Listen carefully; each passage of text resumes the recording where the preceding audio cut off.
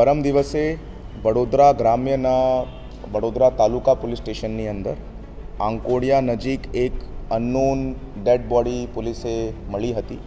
તે ડેડ બોડીને જોતા અંદાજિત 30થી 35 વર્ષની એક મહિલાની એ ડેડ બોડી મળી હતી.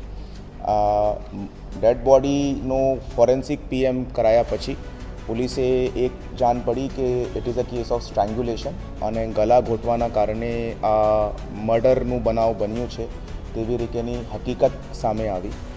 એ હકીકતને ધ્યાને રાખતા સર્વપ્રથમ પોલીસ દ્વારા આ વિક્ટિમની આઈડેન્ટિટીને પ્રસ્થાપિત કરવાનું કાર્ય ચાલુ થયું અને પોલીસ દ્વારા આ વિક્ટિમને શોધીને એ જાણ પડી કે આ એક અજીના બાનુ મુસ્તફા દિવાન 36 વર્ષની મહિલા છે, જો પોતે ગોરવા વિસ્તારની અંદર રહે છે. આ એમની ડેડ બોડી છે. એમના પરિવારને સંપર્ક કરતા એ અગાઉના રાત્રે 8 વાગ્યા પોતાના ઘરથી એકલી નીકળેલી હતી એવી રીતેની માહિતી પોલીસે મળી હતી. પોલીસ દ્વારા તાત્કાલિક પછી એમના કોલ ડિટેલ્સ, એમના મોબાઈલ ફોન તરફથી ઇન્વેસ્ટિગેશન કરાવવામાં આવ્યું. એ સાથે જ સીસીટીવી કેમેરા બનાવના સ્થળના અને એમના ઘર તરફથી જો એ નીકળેલા હતા તેમને ટ્રેસ કરતાં પોલીસ જો છે તે આર્ય હાઇટ્સ પાસે એક ચોકડી ઉપર પહોંચી.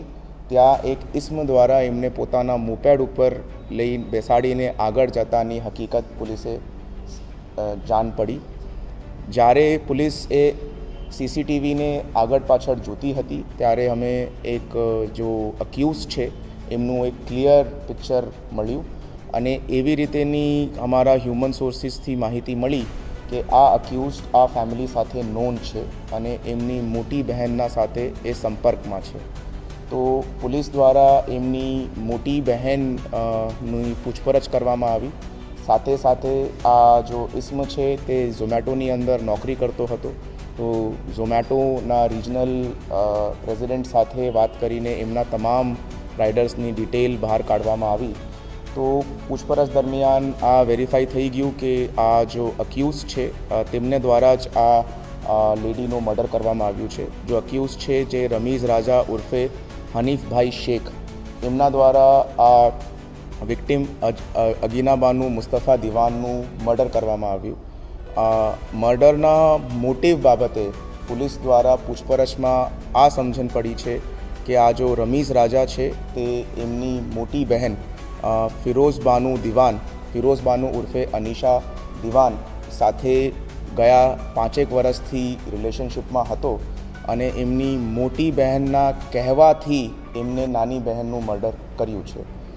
વધારે પૂછપરછ દરમિયાન પોલીસે ડોક્યુમેન્ટ્સ હાથ લગ્યા છે જેની અંદર આ ફિરોઝા બાનુ દિવાન તરફથી પોતાની બહેનની લાઈફ માટે એક લાઈફ ઇન્સ્યોરન્સની પોલિસી લેવામાં આવી હતી.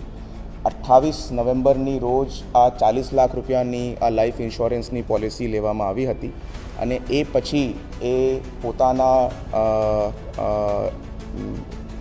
ઓળખતા રમીઝ રાજાને વારંવાર પોતાની બહેનનું મર્ડર કરવા માટે દબાણ કરતી હતી. 2 વખત અગાઉ પણ એમને આ ઇસ્મ પાસે મર્ડર કરવાના હેતુથી પોતાની બહેનને મોકલાયો છે, બટ એ રમીઝ રાજા દ્વારા એમને પરત મોકલવામાં આવ્યું હતું અને આ જો ત્રીજી વખત છે જે તે સમયે એમને પોતાની બહેનને શ્રમ કાર્ડ બનાવવાના બહાને કે આ ભાઈને હું ઓળખું છું, પોતાના પરિવારના બધા લોકો એને પહેચાનતા હતા, એમની ઓળખાણ છે, તમારું શ્રમ કાર્ડ કાઢી આપશે, એ શ્રમ કાર્ડ લેવાના બહાને એ પોતાના આ રમીઝ રાજા પાસે એમને મોકલાયો હતો. રમીઝ રાજા એમને આર્યા હાઇટ્સ પાસેની ચોકડી ઉપરથી પિકઅપ કરે છે અને પછી ત્યાંથી 3 કિલોમીટર દૂર આંકોડિયા કેનાલના પાછળવાળા અંધારાવાળા એરિયાની અંદર લઈને જાય છે અને એના દુપટ્ટાથી એમનું ગળું ઘૂંટીને આ મર્ડરનું કૃત્ય કરે છે.